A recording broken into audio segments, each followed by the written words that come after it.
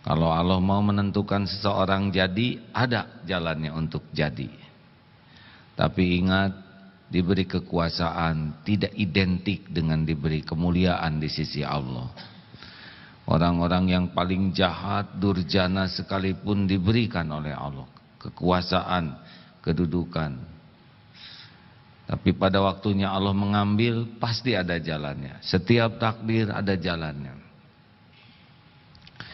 Mungkin nanti diilhamkan untuk sampai jadinya seseorang. Tugas kita bukan mengatur Allah, tugas kita adalah meluruskan niat dan melakukan apa yang terbaik yang Allah sukai.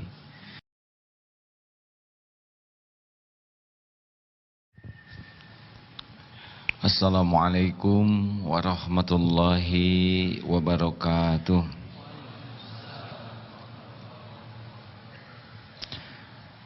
Innal hamdalillah nahmaduhu wa nasta'inuhu wa nastaghfiruh wa na'udzu billahi min syururi anfusina wa min sayyiati a'malina may yahdihillahu fala mudhillalah wa may yudlilhu fala hadiyalah. Allahumma shalli wa sallim wa barik ala sayyidina Muhammad wa ala alihi wa ashabihi ajma'in. Ya Allah, Allahumma aftah lana hikmatak wansur alaina rahmataka ya dzal jalali wal ikram. Ya Allah ya Nur, Allahumma nawwir qulubana, Allahumma nawwir qulubana binuri hidayatik kama nawwatal ardu binuri syamsik abadan abada birahmatika ya arhamar rahimin. Ya dzal jalali wal ikram. Rabbana ya muqallibal qulub tsabbit qulubana ala dinika wal iman. Duha yang maha menatap, berkahilah majlis ini, singkapkan semua tabir yang menghalangi hati ini dari mengenalmu. Jadikan pertemuan ini menjadi cahaya bagi hati yang gulita, menjadi jalan pelapang hati yang sempit, menjadi jalan lembutnya hati yang membatu, menjadi jalan kesembuhan hati yang berpenyakit. Engkaulah penggenggam segala kebaikan, Engkau yang menguasai setiap hidayah dan taufik. Engkaulah satu-satunya yang kuasa membuka setiap hati. La ilaha illa anta ya Rabb. Subhanaka inna kunna minaz zalimin. Amin ya Allah ya Rabbal alamin. Alhamdulillah. Apakah Allah yang maha baik menyaksikan pertemuan ini, mendengarkan semua yang terucap? Tahukah Allah apa yang terlintas di hati kita? Apakah Allah tahu semua dosa yang kita lakukan? Adakah yang tersembunyi bagi Allah? Apakah Allah tahu masalah yang sedang kita hadapi? Siapa yang paling tahu solusi terbaik? Mungkinkah kita melakukannya tanpa pertolongan Allah? Walau bergabung jin dan manusia akan menolong kita, kalau Allah tidak menghendaki, tidak akan pernah terjadi. Walaupun bergabung jin dan manusia akan mencelakakan kita, kalau Allah tidak menghendaki kita celaka, tidak akan jatuh sehelai rambut pun. Semuanya milik Allah, tidak ada yang lepas dari genggamannya. Setiap saat takluk kepadanya. Yas'aluhu man fis samawati wal ard kulla yaumin huwa fis sya'n fa bi ayyi ala'i rabbikuma tukadziban. Lah semua yang ada di langit di bumi memohon kepada Allah, Setiap saat Allah dalam kesibukan yang pasti beda dengan kesibukan kita. Kesibukan tanpa melelahkan, kesibukan tanpa membingungkan, kesibukan yang tidak akan meleset dan tertukar, tak ada yang terlalaikan, terabaikan. Kesibukan yang tidak menjadi cepat sesuatu yang dilambatkan, dan sebaliknya. Allah, alhamdulillah, berbahagialah yang ditakdirkan bisa mengenal Allah dengan baik. Orang yang mengenal Allah dengan baik akan mengenal banyak hal dalam hidup ini, beda dengan yang dipahami oleh orang yang tidak kenal Allah. Salah satu yang sekarang kita sedang ikuti dalam episode di negeri ini adalah pemilu. Mudah-mudahan ada yang bisa membacakan dengan suara yang lebih baik dari saya surat Ali Imran ayat 26. Ini biasanya para caleg menggunakan doa ini, yang beriman ke Allah, tapi Allah tahu maksudnya.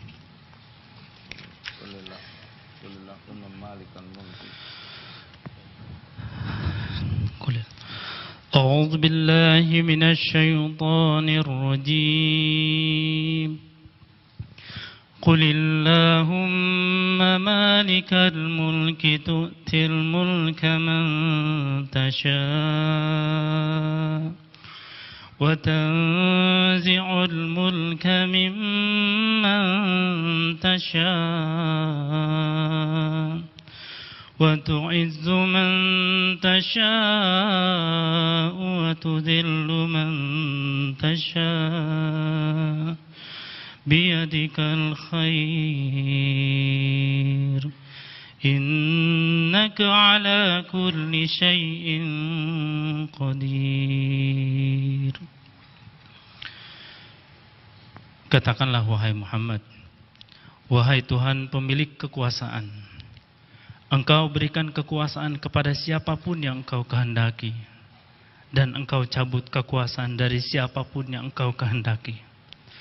Engkau muliakan siapapun yang Engkau kehendaki, dan Engkau hinakan siapapun yang Engkau kehendaki. Di tangan Engkaulah segala kebajikan. Sungguh Engkau maha kuasa atas segala sesuatu. Subhanallah. Qulillahumma malikal mulki tu'til mulka man tasya. Allah penguasa segala-galanya mendatangkan kekuasaan kepada siapa yang Dia kehendaki. Jadi seseorang punya kekuasaan bukan diberi tapi didatangkan. Kalau diberi menjadi miliknya, kalau didatangkan bisa pergi kapanpun. Jadi seseorang terpilih pasti itu bagian dari kehendak Allah. Tidak ada yang lepas dari kekuasaan Allah. Bukan karena kepintarannya, bukan karena kehebatannya, karena Allah mau saja. Dan kalau Allah mau mengambil kekuasaan, pasti ada jalannya untuk diambil. Dan tidak bisa ditahan. Kalau Allah mau menentukan seseorang jadi, ada jalannya untuk jadi. Tapi ingat, diberi kekuasaan tidak identik dengan diberi kemuliaan di sisi Allah. Orang-orang yang paling jahat, durjana sekalipun diberikan oleh Allah kekuasaan, kedudukan. Tapi pada waktunya Allah mengambil, pasti ada jalannya. Setiap takdir ada jalannya. Mungkin nanti diilhamkan untuk sampai jadinya seseorang. Tugas kita bukan mengatur Allah, tugas kita adalah meluruskan niat dan melakukan apa yang terbaik yang Allah sukai. Tidak ada istilah kalah bagi orang yang beriman. Tidak ada kalah. Sahabat-sahabat Nabi banyak yang dalam pertempuran terbunuh, tidak kalah, malah menang menjadi syuhada. Maka walaupun saya bukan penggemar demokrasi. Saya masih belum mengerti dengan demokrasi itu. Satu suara orang yang berkhianat sama suaranya dengan orang yang taat. Benar? Seorang yang berilmu tinggi dan berbuat banyak kebaikan sama suaranya dengan orang yang mencuri dan berbuat kezaliman. Ini tidak adil. Benarkah hadirin? Tapi karena episodenya di negeri ini saat ini seperti ini, kalau kita abai, mungkin nanti malah orang yang zalim yang ditakdirkan jadi, maka pilihlah. Kalau semuanya dianggap buruk, ya pilihlah yang sedikit buruknya ya. Saya bukan orang partai, tapi saya bekal nyoblos juga. Yang mana rahasia umum. Kalau Allah mau ngasih kekuasaan jadi, kalau Allah mau ngasih kekayaan jadi. Seperti Abdurrahman bin Auf, hijrah dari Mekah tidak membawa harta. Kalau Allah mau takdirkan kaya lagi, jadi jalan menuju kaya. Berapa banyak sahabat Nabi yang soleh, yang tidak punya rumah. Di Ahlus Sufah ratusan. Tidak kurang ibadahnya, tidak kurang keyakinannya, tidak kurang ilmunya. Karena punya rumah bukan identik kemuliaan. Kalau punya rumah kemuliaan, Ahlus Sufah hina semua. Maka biasa-biasa saja lihat kekuasaan. Ya. Halo. Juga kita kagum kepada yang berkuasa karena kita belum kenal yang maha kuasa. Kalau kita sudah yakin semua kekuasaan milik Allah, maka lihat yang berkuasa di dunia ini, pangkat, jabatan, itu biasa saja. Tidak ada kekaguman yang tidak proporsional. Apalagi sampai merunduk-runduk, ingin dekat, menghibah. Tidaklah. Kita tetap sopan, kita tetap ramah, kita tetap hormat secara proporsional. Tapi bukan karena harta, gelar, pangkat yang dimiliki. Biasa saja. Cuman topeng. Benar? Dan yang dianggap berkuasa juga tidak kuasa nahan buang angin. Maka agak berat itu duta besar yang berkuasa penuh, kecuali buang angin mungkin ya.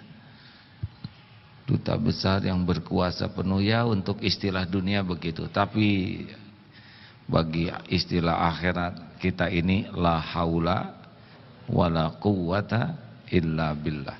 Tu'izzu man tasya wa tudhillu man tasya. Kalau Allah mau ngangkat derajat seseorang, ngangkat saja. Akan ada jalannya, diberi hidayah. Biasanya awalnya kalau Allah mau ngangkat derajat seseorang, itu ciri awalnya adalah man yuridillahu bihi khairan yufaqihu fiddin. Sabda Rasulullah SAW, barang siapa yang dikehendaki Allah kebaikan baginya, yufaqihu fiddin, Allah memberikan kepahaman, pemahaman agama.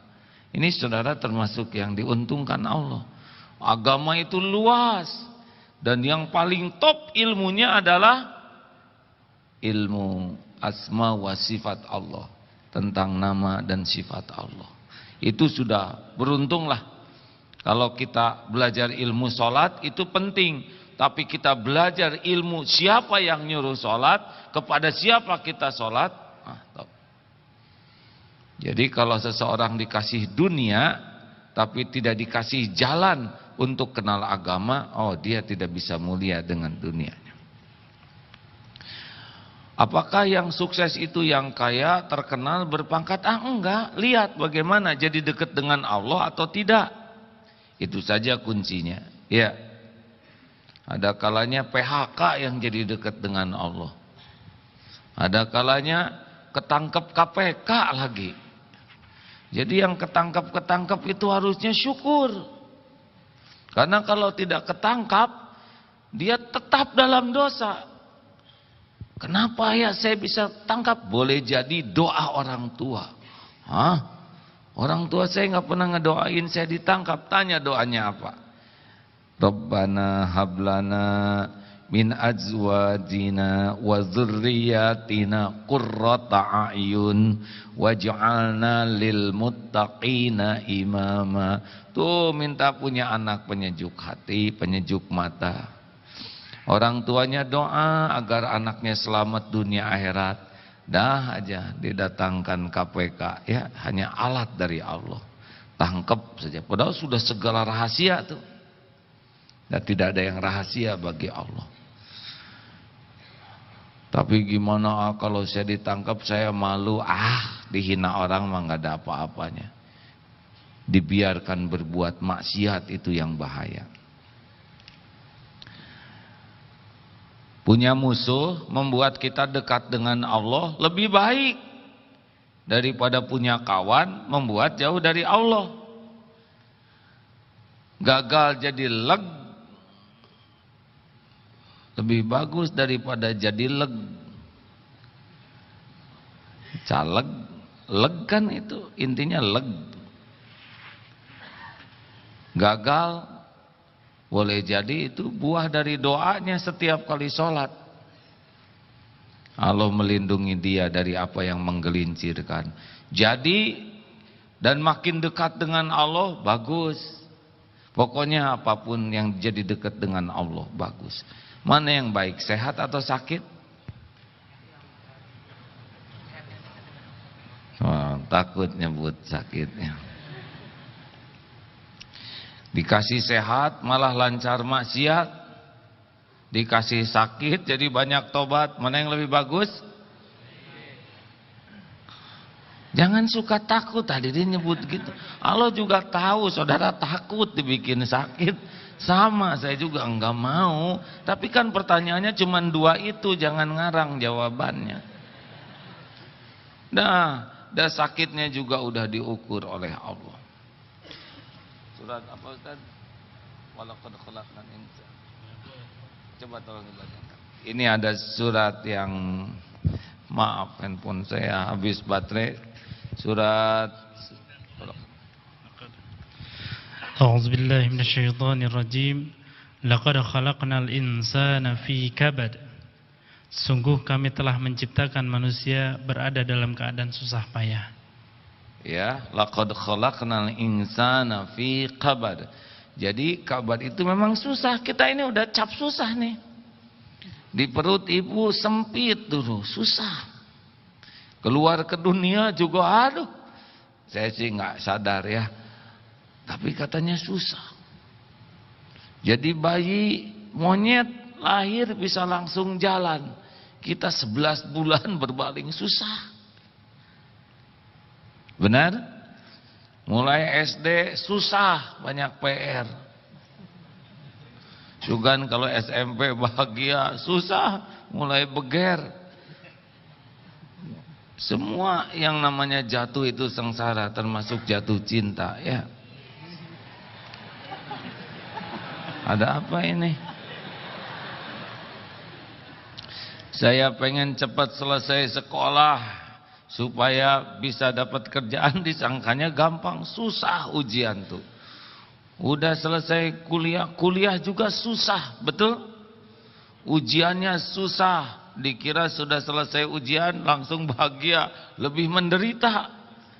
Minta diongkosin oleh orang tua, nggak enak, udah sarjana.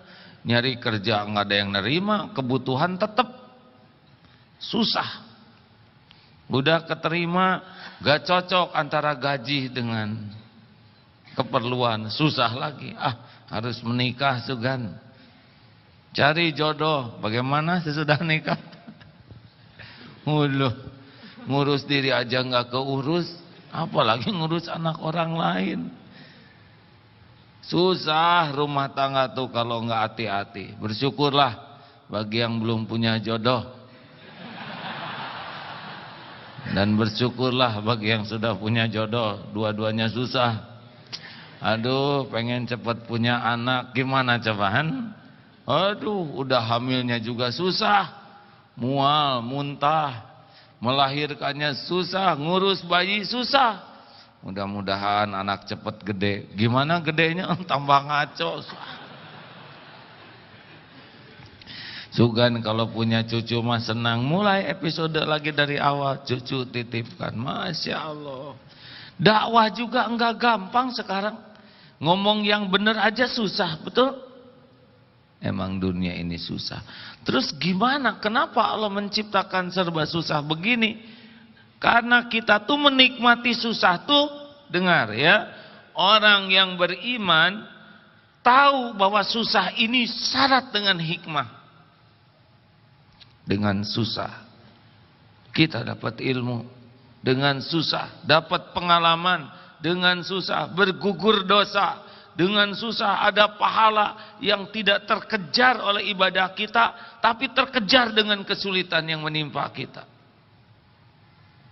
Orang-orang yang matang tuh, orang yang benar-benar sudah banyak bertubi-tubi ditimpa kesusahan, dan dia berhasil dekat dengan Allah. Nahkoda yang hebat itu bukan nahkoda yang ada di kolam pakai perahu-perahuan, tapi nahkoda yang bisa menerjang badai, betul? Halo? Maka nanti kalau saudara tahun-tahun yang akan datang mau pemilihan presiden tahun 2020, 30-an lah ya, carilah para calon pemimpin yang udah teruji menghadapi beragam badai, yang sudah pernah dibanting, dikekesek. Wow.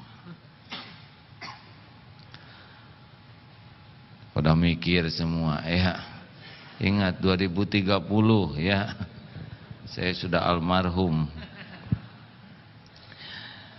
Hadirin, setiap kepahitan itu karunia. Orang-orang yang terlatih menghadapi kepahitan, pahit itu bisa dianggap enak. Dan sedikit saja manis, dikasih nikmat dikit, syukurnya luar biasa. Betul? Tapi orang yang biasa dalam kesenangan, senangnya aja enggak enak. Tahu kenapa? Karena takut hilang itu kesenangan. Seperti yang mau pensiun, stres. Padahal belum pensiunnya, tapi deritanya sudah duluan ya. Kapan pensiunnya Pak? 3 tahun lagi. Bayangkan, pensiun 3 tahun lagi, menderitanya dari sekarang. Padahal boleh jadi bulan depan meninggal ya. Tambah stres hadirin. Kenapa? Karena biasa hidup enak, biasa gaji besar, biasa fasilitas ada, takut. Jadi yang ada aja nggak enak karena pakai takut. Dan ketika berkurang sedikit, itu sakitnya luar biasa. Makanya wajah-wajah yang hadir ini baguslah, wajah-wajah penuh derita ya. Hadirin sekalian, baik itu prolog tentang ilmu pemilu ya. Saudara pilih yang kira-kira soleh, partai mana sok aja lah, cari yang paling komit ke Allah. Perkara menang gak menang mah itu mah urusan lain. Urusan kita mah nyoblos yang kira-kira bisa dipertanggungjawabkan di akhirat. Tapi saya nggak mau nyoblos ya terserah saudara, terus ngapain sudah itu ya. Kita harus berbuat sesuatu tetap buat umat, buat negeri ini. Kalau pemilihan presiden kapan? Masih ada kesempatan. Oh nanti buat Pilpres nanti ceramahnya ada lagi ya. Sekarang itu dulu lah. Jangan marah-marah sesama umat beriman ya. Innamal mu'minuna ikhwah. Biasa-biasa aja. Jangan sampai bendera partai melampaui bendera keimanan kita. Ini yang hadir di sini beda partai ya terserah saudara. Yang paling penting benar-benar bisa dipertanggungjawabkan sampai di akhirat nanti. Gitu. Bab selanjutnya yang kita bahas kali ini adalah ilmu ghurur. Ini penting. Ilmu terpedaya. Gurur itu terpedaya. Dia menilai dirinya beda dengan apa yang dinilai Allah dan juga beda dengan yang dinilai orang lain. Gurur yang bahaya adalah beda penilaian diri dengan penilaian Allah. Dia merasa mulia padahal hina dalam pandangan Allah. Dia merasa soleh padahal nista dalam pandangan Allah. Dia merasa sukses padahal gagal total dalam pandangan Allah. Mau tahu ilmu gurur? Ini yang paling standar awal. Gurur pertama, orang yang terpedaya oleh dunia, merasa sudah sukses dengan punya gelar, punya pangkat, punya jabatan, punya harta. Pada saat yang sama imannya jeblok, ibadahnya mah enggak, tapi dia merasa sudah berhasil, bisa memecahkan berbagai masalah di negeri ini. Padahal enggak ada keyakinan ke Allah, enggak ngerti hidup ini hanya mampir. Nah, itu tertipu. Merasa mulia dengan pakaian bagus, dengan aksesoris dunia. Pada saat yang sama bergelimang dosa, penuh aib. Mungkin saudara masih ingat seorang bos yang berbicara kepada karyawan. Saudara-saudara sekalian, di dalam membangun perusahaan profesional, kita membutuhkan figur-figur dengan integritas. Kata supir, begitu. Integritas apa bos? Semalam mesum saya nganter ya. Baju keren, dasi keren, segala keren. Dan merasa sudah keren. Belum lagi dengan gelang emasnya, cincin yang besar-besar, kalung, segala. Dan merasa keren. Padahal tidak ada apa-apanya. Enggak kenal Allah, enggak kenal arti hidup, bergelimang maksiat, enggak tahu syukur. Ini benar-benar gurur, tertipu. Dunia ini enggak ada apa-apanya, hanya tempat mampir saja. Boleh kita punya dunia, boleh. Kalau Allah ngasih, ya syukuri. Bolehkah punya kendaraan bagus? Pakai saja kalau Allah ngasih. Yang penting tidak sombong, yang penting tidak ujub, dan sedekahnya lebih gede daripada kendaraannya. Rasulullah juga kudanya bagus, tapi lihat dermawannya. Sebab kalau kudanya jelek, rada repot dipakainya ya. Gurur yang kedua, ini sudah masuk ke wilayah agama. Ada orang yang merasa mulia karena dia kuliah agama Islam. Kuliah agama Islam dalam dan luar negeri, sehingga ilmunya banyak, pengetahuan dalilnya luas, tahu banyak. Tapi ada tapinya. Tapi dia lupa bahwa ilmu itu diciptakan untuk diamalkan. Karena merasa sudah paham agama, lulusan pesantren, SAG, MAG, LC atau apa, yang membuat dia merasa wah sudah hebat nih dengan ilmu yang ada. Padahal saudara tahu ilmu itu diciptakan sebagai pemandu amal. Apa artinya tahu ilmu sholat tapi tidak pernah sholat? Orang tidak mulia dengan banyak ilmunya, orang mulia dengan banyak amal solehnya yang ikhlas. Hati-hati ini yang kuliah habis-habisan, ngaji sana sini nyari ilmu, tapi hanya berkutat dalam ilmu dan merasa bangga dengan dalil yang hebat, yang sahih. Pada saat yang sama hatinya kurang sahih, amalnya, akhlaknya kurang sahih. Itu gurur juga. Ada juga yang banyak dakwah sana sini, terkenal, banyak jamaahnya, sering tampil di TV dan merasa mulia. Ini gurur. Terkenal itu bukan tanda sukses. Maaf hadirin emosional ya. Nah begitulah. Memangnya terkenal sukses? Tidak sama sekali. Maka saudara tidak usahlah berkeinginan masuk ke dalam TV. Kenapa? Sempit TV-TV sekarang hadirin. Kalau sudah takdirnya saudara terkenal, akan ada jalan terkenal. Tapi terkenal sama sekali tidak identik dengan terkenal di kalangan penduduk langit dalam kebaikan. Kalau garisnya akan diuji dengan populer, jadi populer. Rasulullah populer. Para sahabat juga sebagian populer, sebagian tidak populer. Yang penting mana yang jadi dekat dengan Allah, mana yang membuat manfaat hidupnya berlipat. Kalau terkenal hanya jadi mesum, ya tidak boleh emosional, tidak boleh nyebut nama. Tidak gampang hadirin jadi orang yang dikenal, dihormati, dipuji orang. Mudah sekali munafiknya. Makin dipuji, dihormati, dikagumi, lalu kemakan diri kita, seakan kita tuh sudah sesuai dengan pujian orang, munafik jadinya. Ini gurur. Ibu-ibu jangan bangga punya anak terkenal ya. Saya rada sedih juga, tidak sengaja nonton TV, ibunya pakai jilbab, anaknya rok mini. Kurang sukses nih ngedidiknya ya. Walaupun tampil ke TV pakai rok mini, dosanya berlipat-lipat itu untuk anaknya dan juga ibunya, bapaknya yang mendukung pakaian seperti itu. Hati-hati nih, kalau saudara diuji jadi pendakwah, nanti testingnya begini, diundang di Istana Negara, waduh bangga, undangannya dibawa kemana-mana, disebut ke ibu, bapak, tetangga. Padahal diundang ke istana juga untuk mendengar ceramah. Tapi kenapa diundang ke Astana Anyar tidak mau? Tahu Astana Anyar? Kuburan baru.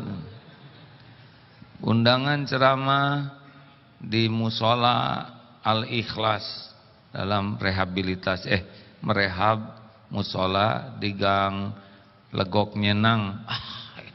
Ini mah pasti yang datangnya cuma 3-an. 3 orang yang dengar Allah yang menilai, banyak yang dengar juga Allah yang menilai. Maaf ya, manfaat itu cuma datang dari Allah, bukan dari banyak. Kalau bangga dengan banyak, kecewa dengan sedikit, boleh jadi Tuhannya jumlah. Sama hadirin. Ngobrol dengan seorang Allah yang nilai, dakwah tabligh akbar ratusan ribu Allah yang menilai, dan nilainya belum tentu jadi lebih bagus kalau banyak jadi ujub. Maka jangan meremehkan ustadz-ustadz yang tidak terkenal. Boleh jadi itu lebih berbobot, lebih bertenaga. Guru saya tidak terkenal sama sekali, alhamdulillah. Saya begitu mencintai beliau dengan keilmuannya yang dalam, ketulusannya, Masya Allah. Hasilnya didikannya begini. Semoga pahalanya ngalir terus kepada beliau. Gurur apalagi? Ibadah. Ada yang ibadahnya hebat, sholat tepat waktu, malam tahajud, ngaji, odoj, one day one juz, odol, apa? One day one lembar, 2 halaman tuh ya. Ada yang saum Senin Kemis, umroh, dia merasa mulia dengan banyak ibadah, tapi dia ghurur, terpedaya sebab dia abai terhadap hatinya. Ujub, takabur, riya, dengki. Terus apa ibadah yang tidak membersihkan hati? Karena semua perintah ibadah ujungnya qalbun salim. Qalbun salim berbuah akhlakul karimah. Jadi orang yang hebat ibadahnya tapi dia tidak pernah membersihkan hatinya, itu mesti ada sesuatu tuh di balik ibadah itu. Mungkin ingin dilihat orang sebagai ahli tahajud, ahli saum, yang selalu nanya, pada saum enggak? Pada saum enggak? Saum atuh, saya udah 12 tahun enggak pernah berhenti, les aja hilang. Saudara bangun jam berapa? Jam 4 kurang dong, saya tiap malam jam 3, les aja hilang. Mbak, kenapa bibirnya kering? Justru ini ciri ahli saum. Rasanya. Ada yang dibekam di sini sengaja, maaf ya, jangan tersinggung. Dah, nggak boleh. Ada yang bekam di sini, saya tanya, kenapa di sini enggak malu? Kenapa malu? Bekam itu adalah sunnah Rasul. Bekam di sini ya badan sehat, ya dakwah. Oh, bagus. Tapi ada juga yang bekam di sini ingin dianggap ahli sujud. Rada beda bentuknya. Tapi kita tidak boleh suudon, hadirin ya, sudahlah. Itu urusan kening orang. Cari 1001 alasan untuk selalu berbaik sangka, ya. Dan tidak ada gunanya kita kotor hati. Hati-hati nih, ibu-ibu yang rajin pengajian tapi enggak robah-robah akhlaknya, gurur. Yang robah apanya? Seragamnya. Ya alhamdulillah lah ya, bagi-bagi rezeki dengan tukang jahit, tukang kain. Tapi ingat, Allah melihat isi hati kita. Wa amalikum, dan amal-amal kita. Ada lagi yang gurur? Ada. Yang sepertinya membagus-bagus ibadah. Contoh, maaf ya, wudu, disempurnakan wudu. Pada saat yang sama air boros, terbuang hanya untuk dia sendiri. Dan saat yang sama antrian panjang. Ini gurur. Dia tertipu. Merasa mulia dengan wudunya, padahal tidak boleh boros air. Dan juga tidak boleh membuat orang antri. Yang wajib itu sekali saja. Kalau padat, air sedikit sekali yang bagus, sudah. Selebihnya sunnah. Ini gurur, hadirin. Tahajud, bolehkah disuarakan? Boleh. Tapi kalau sampai mengganggu orang tidur dan enggak tidur-tidur, atau tadarus sepanjang malam sehingga orang mau menghentikan enggak berani, takut kualat, mau tidur susah. Oh, cari apa ya? Hati-hati, jangan tertipu oleh merasa baik padahal dalam pandangan Allah tidak baik. Oh, ini sorban begini juga bisa gurur, termasuk tenang bisa gurur. Iya, baik. Tapi di hatinya tidak ada Allah, yang ada tuh wibawa nih. Iya benar-benar, suara rendahkan, angguk agak tenang. Oh iya. Saya paham. Topeng itu, hadirin. Ada yang bibirnya komatkan, subhanallah. Tapi di hatinya bukan Allah, di hatinya supaya dilihat orang. Subhanallah. Ini apa-apaan mendekat ke Allah begini. Tapi kita tidak boleh buruk sangka ya kepada ada yang subhanallah. Oh ya pasti ikhlas nih, pas gitu sajalah. Bukan kita yang menilai benar. Kau ria nih, padahal kata Allah benar ini dia lagi ikhlas. Kita ya udah nggak zikir seudon lagi.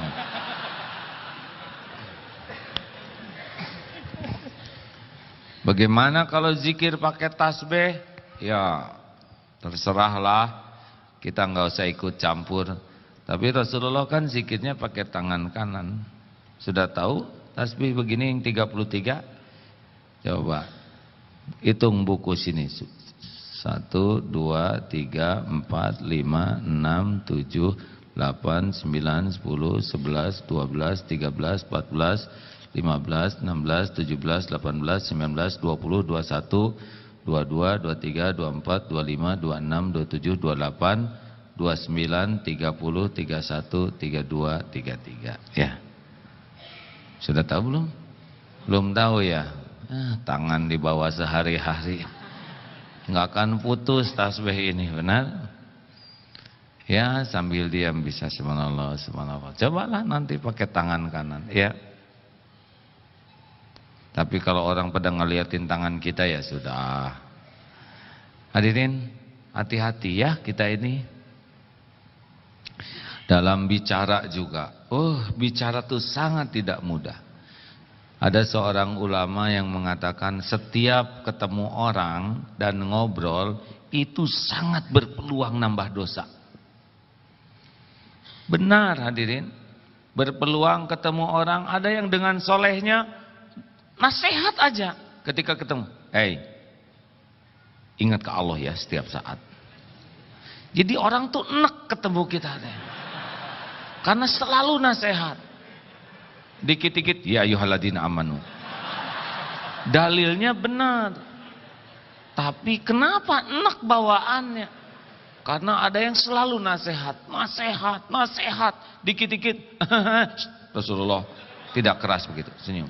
Padahal benar itu nasihatnya. Tetapi mungkin karena terlalu kurang melihat situasi. Ada seorang istri yang jadi malas ketemu suaminya mau balik. Karena salah saja. Semuanya salah. Assalamualaikum bu, waalaikumsalam. Yang jelas, waalaikumsalam warahmatullahi wabarakatuh. Hati-hati hadirin. Jangan sampai kita tahu ilmu agama, kemudian kita senang menasehati orang, kita seakan mulia dengan nasihat kita. Rasulullah sangat bisa mengukur siapa yang diajak bicara. Bicara dalil yang baik, belum tentu niatnya baik. Dan belum tentu tepat saatnya, harus diukur benar. Ada atasan kehilangan dompet. Aduh, dompet saya hilang. Memang begitu Pak. Ciri-ciri orang yang jarang bayar zakat, jarang sedekah, pasti ada persekot azab dari Allah. Baca aja dalilnya ya, terus jadi hasilnya apa? Hasilnya bukan orang jadi dekat ke Allah, tapi jadi sebel ke kita. Periksa itu. Gurur. Jangan-jangan kita baru tahu, terkecoh, merasa. Lalu orang tidak mau nerima, kita katakan, dasar bebal semuanya. Hati kalau sudah keras kayak gitu tuh. Padahal saya beritahu kebenaran, tapi dia tidak menerima, ya sombong, ya bebal, ya tinggal neraka aja. Allah. Hati-hati. Sing tawadu saja. Kalau ngobrol harus hati-hati. Karena setiap celetak-celetuk kan dicatat. Ketemu teman, penjol apa kabar? Dosa. Padahal dia penjol, Allah yang ngedesain. Itu hidung atau perkedel? Dosa. Tadi ngeri banget tuh. Lihat truk tabrakan, lihat enggak? Enggak, tapi kata dosa, bohong. Itu hancur. Padahal enggak hancur-hancur amat, dosa. Hati-hatilah, jangan suka dekat sama dia. Dia tuh orangnya tukang ngomongin orang lain. Dia ngomongin siapa? Dosa. Sangat tidak gampang. Belum lagi mengeluh, duduk.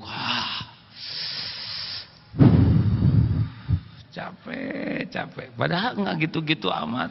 Mau apa ini ya? Benar? Ini kan raja acting kayak gini, enggak ada apa-apanya. Itu sudah tertipu. Seakan-akan orang jadi simpati dengan memperlihatkan perjuangan, jasa kita, kerja keras kita. Lempeng-lempeng ajalah hidup mas. Setuju? Halo? Udah enggak usah. Perlukah kita dianggap sebagai orang soleh? Jawab? Tidak perlu. Yang perlu mah jadi orang soleh beneran. Perlukah kita dianggap sebagai orang jujur? Tidak perlu. Penting mah jujur aja. Kita udah jujur, orang gak percaya ya mangga we. Yang penting mah kita mah jujur, benar, lurus. Nabi Muhammad aja segitu sempurnanya, tetap ada yang sebel, apalagi kita yang nyebelin asli, benar? Boleh saya cerita tentang yang beli mangga itu? Udah cerita belum di sini? Ada dua ibu-ibu mau ke pengajian, dandan, stakar kebek. Dalam kisah ini dandannya sekitar 1,5 jam, tapi sholat duha 5 menit ya. Pokoknya rapi, dimanis-manis. Turun dari kendaraan si ibu ini, nanya ke tukang buah, "Dek, ini mangga berapa, Bu?" "Lihat dong, udah ada bandrolnya di sana tuh, ada harganya," pakai nanya. "Lihat dulu, Bu," baru ngomong. Kok tidak sopan sekali sih, Dek, sebagai tukang dagang? Ibu kok rewel banget sih, saya kasih tahu. Baru sekarang saya lihat pedagang kayak kamu. Sama, Bu, saya juga baru sekarang lihat pembeli kayak ibu. Amit, saya tidak akan beli di sini. Biarin, masih banyak pembeli yang lain. Mendidih, udah nggak inget make up tadi itu. Didempul hati-hati, wah udah nggak jelas. Mungkin kerudungnya juga membesar karena rambutnya berdiri. Buka pintu, bro. Ngaco, bro, ada apa, Dek? Diam. Jangan pernah kesini lagi. Ada apa? Anak-anak diam kamu. Kamu nggak tahu perasaan mama, harga diri mama. Waduh, kacau itu. Mobil bagus, nggak kerasa lagi bagusnya. Anak malah nggak tahu apa-apa juga dimarahin. Si ibu yang satu, kenapa sih turun si ibu? "Berapa nih, Dek?" Ibu, sama aja sama yang tadi, lihat tuh." "Oh iya, maaf nggak lihat." "Beli deh sekilo." "Cuman sekilo, Bu? Keren-keren beli sekilo." "Dek, saya memang perlunya sekilo." "Bayar 10. Bu, ini ada kembalian 2.000 buat saya ya. Niat sedekah ya, Bu, tapi jangan riak. Jangan diomong-omong, nanti hilang pahalanya." "Ya, setuju deh." "Nah, Bu, jangan merasa berjasa ya, cuman 2.000 ya deh, insyaallah. Makasih. Assalamualaikum." "Waalaikumsalam." "Biasa aja ya, Bu ya." Ya. Si ibu tadi di dalam masih horor. Kenapa bisa diem kayak tenang kayak gitu? Habis saya udah janji sama diri saya sendiri bahwa saya tidak mau diatur oleh keburukan orang lain. Itu tukang dagang kayak gitu, itu kan maunya dia. Ya sudah, kalau dia mau ngomong nggak sopan ya itu pilihan dia. Saya tetap mau pilih sopan. Kalau mata dia melotot, itu kan mata dia. Kenapa mata saya jadi ikut melotot? Saya pilih mata saya nggak mau melotot. Saya tidak mau diatur oleh keburukan orang lain. Saya hanya mau diatur oleh apa yang Allah sukai. Monggo kalau mau bikin jelek, masuk aja. Yang penting mas saya lakukan apa yang Allah sukai. Dah cukup segitu saja malam ini. Bekal di jalan ya. Praktekan, karena boleh jadi ilmu ini ada sekarang bekal buat di jalan ya. Siap-siap kalau nanti di jalan Allah nguji dengan kejadian yang gak cocok. Ya kan Allah udah ngebekelin ilmunya sekarang. Kalau nggak ada prakteknya nggak ngepek itu ilmu ya. Nanti pulang sampai di rumah, pulang dari mana Pak? Malam-malam pengajian. Pengajian apa? Itu tauhid agim. Agim? Mau berguru ya sama dia? Emang berguru. Kamu jadi mau niru dia? Tenang. Tenang aja. Saya tidak percaya sama si Agim. Dah tenang aja, sayanya aja tenang ya kan. Udah deh Bu, nggak apa-apa. Gak percaya. Gak mau bikin minum, ambil sendiri. Ambillah sendiri ya. Beres-beres. Anduk ambil sendiri. Beres. Gak usah rewel. Senyum aja. Memang masa kita udah capek. Capek Bapak teh tahu ya, udah jelas nggak usah diomongin ya. Tenang aja lah, jangan dirusak malam dengan perbuatan perkataan yang nggak enak ya. Senyum aja. Siti Aisyah kan pernah cemburu ngebantingin itu apa? Piring, preng. Rasul marah, enggak, dipulungin aja, beres dah. Dah memang begitu kalau lagi cemburu mah ya. Apa hadirin? Nggak usah banyak diladenin, kalem adem, lempeng, lurus, betul? Sekarang marah kalau kita tahu, Allah tahu kita benar, ya ini testingnya, ujiannya. Banyak ilmu yang kalau nggak ada lawannya nggak bisa praktek, benar? Halo? Allah yang menilai setiap saat dan Allah yang menyelesaikan urusan kita. Kita nggak bisa ngebulak-balik hati orang lain. Tidak sayang, nggak usah lebay begitu, ngomong yang wajar. Enggak, punten enggak. Kalau salah ngaku salah. Kalau saya ngaku saya dimarahin, ya nggak apa-apa, dengerin aja. Allah juga tahu kita benar, ya. Nanti ada saatnya Allah ngebulak-balik hati orang. Ingat ya, Allah menguasai semuanya. Allah menguasai segala sesuatu. Enggak ada yang lepas dari kekuasaan Allah. Penting kita disukai Allah. Peker ada ujiannya. Enggak mungkin semua orang dibuat senang ke kita. Bakal ada yang nyebelin, ngefitnah, nyakitin. Enggak apa-apa, enggak bahaya. Yang bahaya tuh kita jadi jauh dari Allah gara-gara kelakuan orang. Apapun jadi dekat ke Allah. Gimana kalau kita difitnah, ya proporsional. Gak rugi kok, yang rugi itu memfitnah. Ditipu gimana rugi? Nyebut tidak, takut salah. Nyebut tidak, takut ketipu beneran. Enggak rugi. Yang pasti rugi itu nipu. Tenang aja, jangan hilang dua. Udah uang nggak ada, hati hilang, jangan ya. Emang episodenya gitu. Mungkin kita rada-rada menuhankan tabungan kita sehingga kita ditipu. Jadi kalau ada masalah mah apa nih, udah tobat aja. Pulang ke rumah dimarahin misal bapak oleh istri, ya udah istighfar. Duh, mungkin saya nyakitin orang di jalan, tadi nyepak kucing atau apa ya. Mungkin tadi ada orang yang di jalan kena semburan motor saya dan saya nggak minta maaf. Kejadiannya di sini kalau Allah mau nguji dengan yang lain kan bisa. Betul? Istighfar, istighfar. Oh, astagfirullahaladzim. Tadi saya kurang sopan ke orang tua, hasilnya di kantor saya dimarahin. Astagfirullah. Apa kamu astagfirullah, astagfirullah, astagfirullah. Ya, pas saya lagi istighfar. Apa kamu ngedoain jelek ya ke saya? Enggak, Pak. Saya kan lagi dimarah Bapak, tapi mungkin saya punya kejelekan yang lain. Saya ingat tadi ke orang tua saya kurang sopan. Hasilnya sekarang ya Bapak gini jadi ngambek ke saya.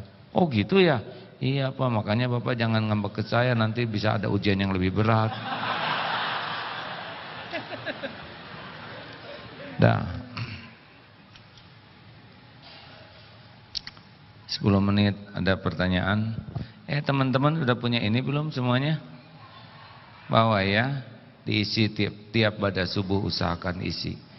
Cari uang karena pada subuh ada yang ngedoain malaikat khusus. Mau dikumpulin ke sini bagus, ke tempat lain boleh. Tapi yang bikinnya kan di sini, masa di kemana-manain ya.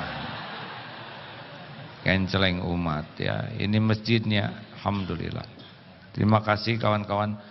Oh di luar mudah-mudahan ada manfaatnya dari teman-teman. Tadi sudah dibagikan selebarannya.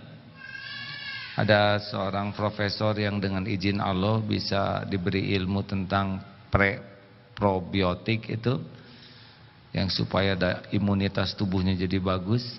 Baca aja lah nanti ya. Dan beliau, saya tanya kenapa ini jualnya murah-murah, kenapa harus mahal? Justru kami ingin buat yang murah. Itu satu botolnya tuh ada yang hanya 50.000 untuk sebulan. Padahal kalau usus kita dengan izin Allah bersih, katanya kalau ususnya bersih, ke otaknya juga bersih. Ya begitu ada efek dari usus. Alhamdulillah. Karena di perut ini ada sekitar 100 triliun bakteri. Dan kalau komposisinya seimbang, maka kita akan sehat. Tapi kalau enggak seimbang, banyak bakteri jeleknya, cenderung akan bermasalah. Masya Allah. Dan katanya sel darah putih itu semuanya mesantren. Mesantrennya di usus halus kita, supaya kenal kepada musuh-musuhnya. Jadi kalau perang tuh enggak salah makan. Saudara sudah tahu cirinya orang yang ususnya bersih? Yang bersih jadi penyerapan. Katanya buang anginnya nggak bau. Jadi boleh dites tuh kalau nanti mau curi calon istri ya nggak usah begitu, sia-sia. Aduh, mak, ususnya repot. Iya. Ada pertanyaan silakan. 1, 2, 3.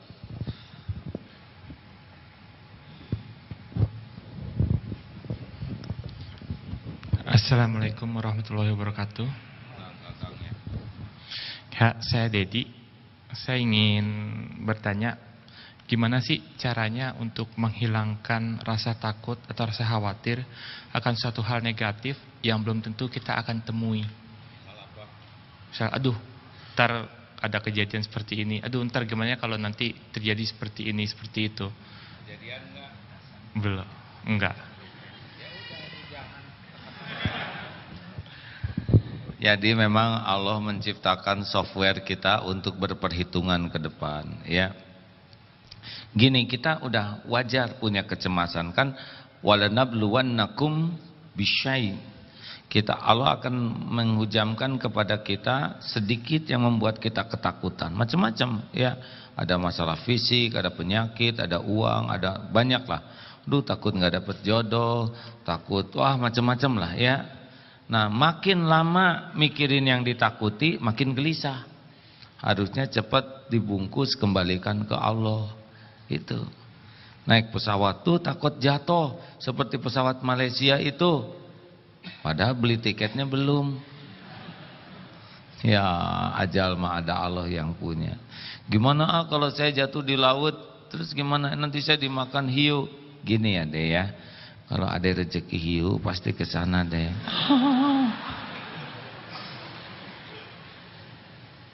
Ya iya tuh. Kita kan bakal mati pada waktunya dan bakal ngedatengin tempat kematian kita. Penting mah husnul khotimah. Sekarang apa yang paling dicemaskan? Coba. Masa bingung? Justru ini saya cemas kepada apa yang saya takutin ya. Apa coba? Nggak ada? Pokoknya bungkus serahkan ke Allah, gitu aja. Misalkan, aduh saya takut hantu, hantu paling cuma nakut-nakutin, ya enggak? Cuman gitu.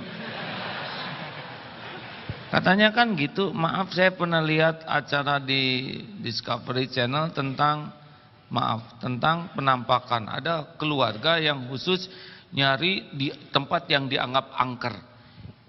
Itu sampai dikejar-kejar tuh si hantunya itu. Tuh di sana nampakin, kejar ke sana. Takut dia.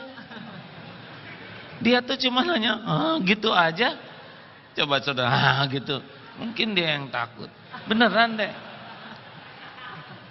Itu sampai di ruangan yang paling menakutkan tuh diem. Coba mana kan.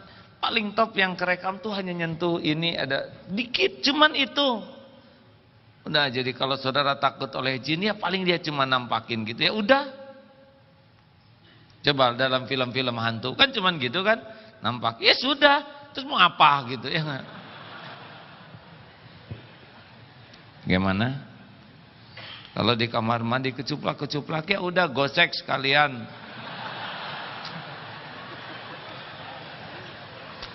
Aduh, mudah-mudahan Allah nggak nguji saya dengan keadaan ini ya deh. Saya jadi kepikiran juga nih.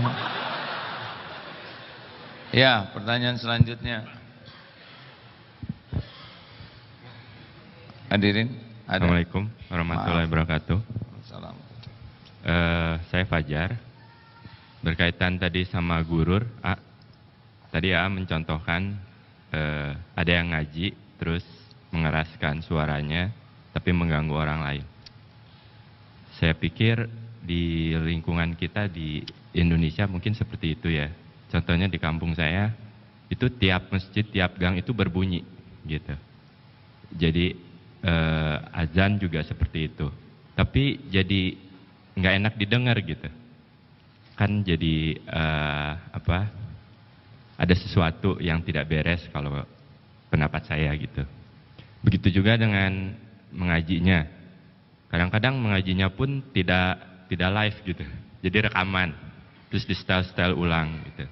Nah itu gimana ya solusi di masyarakat kita? Terus setidaknya solusi dari kita sendiri aja dulu gitu. Iya, persis tetangga kami juga begitu ya. Pernah jam 2 sahur. Sengaja saya datangin, ternyata musola kecil dan toaknya disimpan di pohon. Itu ada 7 orang, yang 5 tidur, yang 2 bangun. Yang deket dia nggak jelas, ternyata sound system di dalamnya nggak keras. Tapi yang di luar pakai anting lagi. Saya tanya, "Dek, ini baru jam 2, iya ini juga lagi ngebangunin," katanya. "Lah ini pada tidur gini ya." Akhirnya saya tanya ke tetangganya, memang itu para orang-orang yang kurang berpendidikan layak sehingga ada di sana. Dibeliin aja sound system buat di dalam, ya. Nah ini gedein di sini, yang itu kecilin gitu. Harus ada solusinya ya. Coba beli sound system sana, ajak ngobrol. Jadi tekniknya jangan langsung protes, bawa makanan, ngobrol di sana, sholat jamaah di sana. Ajak tuh kalau di sini kedengarannya begini. Ya kadang mempan, kadang enggak gitu. Terus banyak didoain, ngobrol. Tapi jangan dengan sikap emosional. Karena itu biasanya tidak menyelesaikan masalah. Ya, mungkin perlu pendekatan supaya kita lebih akrab, bawa makanan, bawa Quran, bawa apa. Biasanya kalau kita banyak berbuat baik, orang tuh kan hamba kebaikan. Ada rasa hutang budi, nanti bisa didengar. Gitu nih. Nabung ya. Ya, makasih ya. Ya. Awat. 1, adakah? Iya di belakang ya. Hadirin, kapan kita akan ketemu lagi? Kurangin bicara, ya. Kurangin, mau amalannya? Tahan dari bicara sampai seminimal mungkin dan kita yakin bicara kita perlu, bicara kita manfaat baru bunyi. Ini riadohnya. Susah ahli ma'rifat yang senang ngobrol, susah. Susah, ngobrol itu sangat tidak mudah, sangat berpeluang dilebih-lebihkan, menertawakan orang lain, ada bohongnya, ada gibahnya, ada riaknya, ada ujubnya. Tidak gampang. Belum lagi kita ngomong kejelekan orang. Tahan, tidak apa-apa. Kita disebut pendiam. Yang paling penting, hati kita bisa bersih karena jaga lisan. Ingat ya, berpikir terus. Kalau udah yakin perlu, yakin manfaat, baru bicara. Kalau belum yakin, diam aja. Kita bicara pakai akhlak, bukan pakai mulut. Termasuk nulis juga di BBM dan status. Muacet. Kenapa sebanyak itu? Itu boros. Nggak usah segala diceritakan. Bete, mau apa? Nyebut bete begitu. Ya. Assalamualaikum warahmatullahi wabarakatuh. Mau tanya, mungkin sama pertanyaan yang pertama. Saya juga suka takut, Takut apa?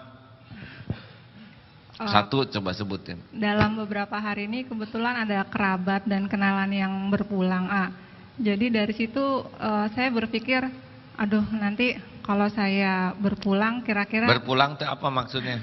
Meninggal, Yang lebih jelas aja Mbak ya, berpulang kampung. Meninggal, Jelas jadi itu. Ngelihat itu saya jadi mikirnya gini, kira-kira saya bisa nggak ya nanti pas saya meninggal itu saya bilang la ilaha illallah Muhammadar Rasulullah.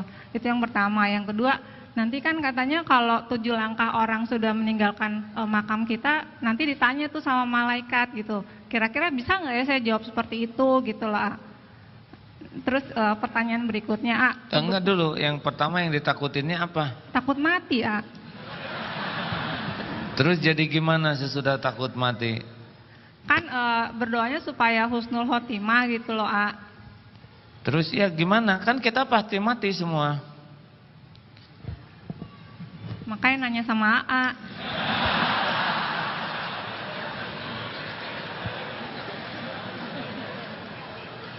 Gini, justru harus banyak ingat mati. Lebih baik ingat mati, ngobrol kematian. Kalau ngobrol dengan anak juga gitu. Sekarang anak, akan ada saatnya nih nanti bapak nggak ada. Kalau bapak meninggal, tenang aja, karena memang sudah saatnya kita pisah. Bapak ada waktunya pulang. Kalau udah bisa gede, udah urus jenazah bapak, doain. Nggak usah maksa-maksain ke kuburan bapak. Penting habis sholat doain. Nggak apa-apa, jangan terlalu sedih. Paling dia meluk, nggak apa-apa. Kita bakal pisah suatu saat. Gitu. Jadi kalau mau pergi juga, ya minta maaf. Kan nggak ada jaminan kita bakal balik lagi, betul? Jaga wudhu. Sepanjang jalan zikir yang bagus. Kalau naik pesawat takut jatuh, ya udah zikir di pesawat, pasang headset supaya dengar asma Allah terus. Gitu. Harus ada tindak lanjutnya dari takut itu. Kalau hanya mikirin mati dan gak ada aktivitas untuk mempersiapkan diri, pasti dibuat stres nanti oleh Allah. Ya. Mau meninggalnya zikir la ilaha illallah? La ilaha illallah tuh gak usah ngegerakin bibir, bisa. La ilaha illallah. Bisa? Coba. Nah terus aja gitu sekarang. Allah tahu nih, ini akhwat selalu zikir. Nanti pas meninggal diizinin insya Allah. Ya. Nah, udah gitu aja. Satu lagi boleh ya, Udah malam. Cepetan. Teman-teman saya itu ada yang karena kita suka ngobrolin itu, jadi ada yang sudah kayak nyiapin tanah makam gitu, udah beli, sama ada yang mendaftar ke Yayasan Kamboja. Terus yang kedua, kebetulan karena lingkungan bekerja saya non muslim, itu kalau yang non muslim meninggal kita boleh bilang innalillahi wa inna ilaihi rajiun nggak? Sama kita perlu nggak datang ke rumah duka gitu? Terima kasih. Wassalamualaikum warahmatullahi wabarakatuh. Waalaikumsalam warahmatullahi wabarakatuh. Dalil innalillah itu dari sini. Alladzina idza asabathum musibah qalu inna lillahi wa inna ilaihi rajiun. Pokoknya musibah dalam bentuk apapun, nginjak paku, kepelitek, kejedot, sama innalillah, piring pecah, innalillah, jangan sampai itu saya paman saya lagi sakit, innalillah, belum mati, enggak harus mati ya. Semua musibah. Nah, semua musibah kan semuanya dari Allah, kembali ke Allah. Apakah harus datang? Saya kira tidak perlu ya. Apalagi kalau di sana ada ibadahnya, ya sudah, turut berduka dari jauh aja juga bisa ya. Apalagi kalau sudah ada ritualnya, nanti bisa ikutan ritual. Tapi kalau mau tahu ilmu penguburan non Islam, ya niatnya juga mau tahu aja, belajar. Begitulah, hindari apapun yang bisa menodai keimanan. Gitu. Rekan-rekan, terima kasih ya. Mudah-mudahan kita bisa istiqomah untuk terus hati kita terpaut ke Allah terus. Karena itulah yang membuat kita bisa ditolong oleh Allah. Selalu untuk tobat. Karena penghalangnya adalah dosa-dosa kita. Baik saudara yang akan sedekah, silakan bersedekah sebagai syukur atas kemurahan Allah bermajlis ini. Al-Fatihah. A'udzu billahi minasy syaithanir rajim. Bismillahirrahmanirrahim. Alhamdulillahi rabbil alamin. Ar-Rahmanir Rahim. Maliki yaumiddin. Iyyaka na'budu wa iyyaka nasta'in. Ihdinas siratal mustaqim. Siratal ladzina an'amta 'alaihim ghairil maghdubi 'alaihim waladdallin. ya Allah. Bismillahirrahmanirrahim. Allahu la ilaha illa huwal hayyul qayyum. La ta'khudhuhu sinatun wa la nawm. Lahu ma fis samawati wa ma fil ardh. Man dzalladzi yashfa'u indahu illa bi'iznihi. Ya'lamu ma baina aydihim wa ma khalfahum. ولا يحيطون بشيء من علمه إلا بما شاء وسع كرسيه السماوات والأرض ولا يؤوده حفظهما وهو العلي العظيم بسم الله الرحمن الرحيم قل هو الله أحد الله الصمد لم يلد ولم يولد ولم يكن له كفوا أحد بسم الله الرحمن الرحيم قل أعوذ برب الفلق من شر ما خلق ومن شر غاسق إذا وقب ومن شر النفاسات في العقد ومن شر حاسد إذا حسد بسم الله الرحمن الرحيم قل أعوذ برب الناس ملك الناس إله الناس من شر الوسواس الخناس الذي يوسوس في صدور الناس من الجنة والناس. اللهم صل على Sayyidina Muhammad wa ala alihi wa ashabihi ajma'in. Hadirin, mari sejenak menundukkan hati kita. Hari berganti hari, semakin dekat dengan saat kepulangan kita. Pasti ada saatnya malaikat maut menjemput kita. Entah berapa lama lagi, tapi kita pasti mati. Mudah-mudahan umur yang tersisa ini kita gunakan sebaik-baiknya. Bisa untuk menebus semua dosa-dosa yang kita lakukan selama ini.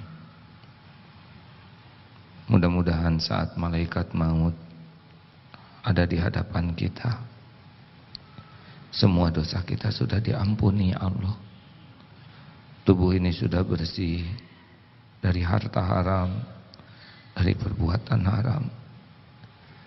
Mudah-mudahan saat kita melepas nyawa kita, Allah mengizinkan lidah kita mengucap kalimat thayyibah la ilaha illallah. Bila tubuh ini sudah terbaring menjadi mayat, kening ini tidak akan lagi bisa sujud. Bila tubuh kita sudah kaku, tidak ada lagi nikmatnya tahajud. Tidak ada lagi berlama-lama sujud. Bila mata sudah terpejam, tidak lagi kita bisa menikmati Al-Quran, keindahan ciptaan Allah. Bila mulut ini sudah terkatup, tidak ada lagi zikir, tidak ada lagi tasbih. Tangan pun tidak lagi membelai anak, cucu, menyalami, bersedekah. Masya Allah. Mudah-mudahan Allah mengizinkan ada orang-orang soleh yang mengurus jenazah kita dengan baik. Mudah-mudahan banyak yang mau menyolatkan kita dengan ikhlas. Allahumma salli wa sallim wa barik ala Sayyidina Muhammad wa ala alihi wa ashabihi ajma'in. Alhamdulillah ya Allah, Wahai yang maha mendengar, Innaka antas samiul alim. Engkau maha mendengar, Engkau maha tahu segalanya. Berkahi majlis ini ya Allah. Wahai yang maha menatap, bukankah Engkau yang mengumpulkan kami saat ini? Engkau tahu siapa diri kami yang sesungguhnya. Ampuni kami ya Allah.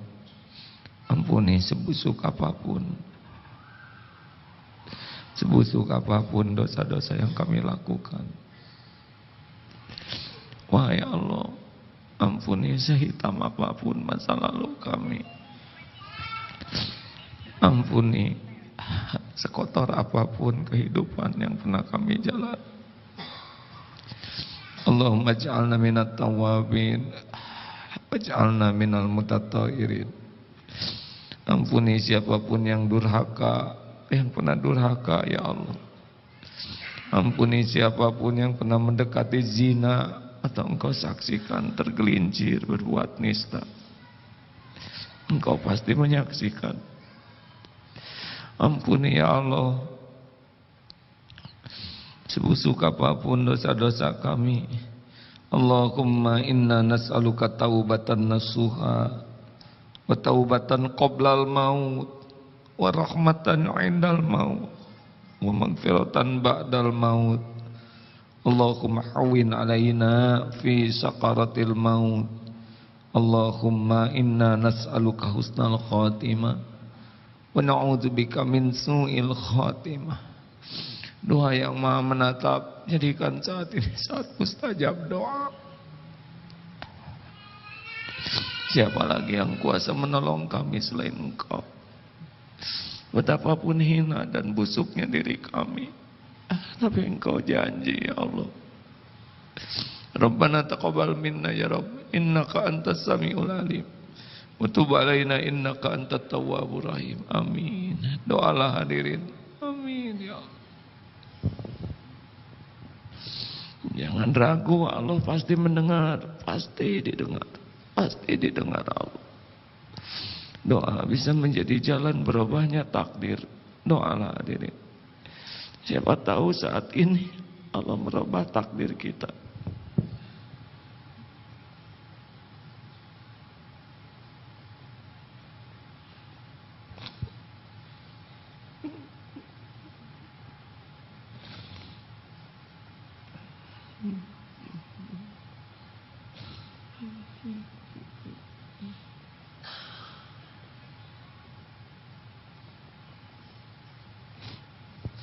Amin ya Allah, amin ya Rabbal alamin. Rabbana taqabbal minna ya Rabb, innaka antas samiul alim wa tub alaina innaka antat tawwabur rahim. Ya Allah, kuatkan iman yang masih lemah, yang masih goyah. Ya Allah, bukakan jalan keluar yang dihimpit masalah ya Rabb. Ya Fatah, bukakan rezeki hanya yang halal barokah ya Allah. Jauhkan dari yang haram, jauhkan dari yang menjadi racun.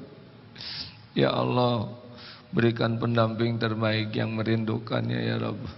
Pernikahan yang barokah, rumah tangga sakinah, keturunan soleh, solehah ya Allah. Hafiz, hafizah. Ya Allah, berikan kesembuhan bagi yang sedang sakit ya Syafi'. Allahumma ighfir lil mu'minina wal mu'minat wal muslimina wal muslimat al-ahya'i minkum wal amwat. Allahumma a'izzal islam wal muslimin, Allahumma ansur mujahidin. Rabbana atina min ladunka rahmah wa hayyi' lana min amrina rasyada. Ya Allah, karuniakan kepada kami para pemimpin yang takut padamu. Jangan biarkan kami dipimpin oleh orang-orang yang mengkhianatimu ya Rabb. Rabbana atina fid dunya hasanah wa fil akhirati hasanah wa qina adzabannar. Subhana rabbika rabbil izzati amma yasifun wa salamun alal mursalin walhamdulillahi rabbil alamin. Hadirin, mudah-mudahan pengelola masjid ini berkah, pahalanya mengalir. Terima kasih kepada semuanya. Sudah jam 9 malam.